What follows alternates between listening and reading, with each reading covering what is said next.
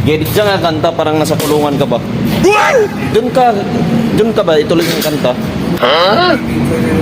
Oo nga, doon ka nga ituloy mo lang para ano, medyo ayan ka na naman, mag-inuwi ka naman dito lang, oh, nakaganyan lang. Ay, simpre, upload talaga yan. Sina? Magdalena.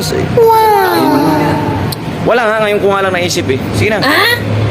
Sige na, ano lang, yung sa high pitch niya lang. Magdalena, yung ganun lang. Yan na. Parang ano ba, parang nasa kulungan ka ba? Kunyari, nasa kulungan ka. Sige na. Ang tagal naman kasi. Kantahin mo lang yung Magdalena nga. Saglit lang dyan lang, o sumilip ka lang. Oo.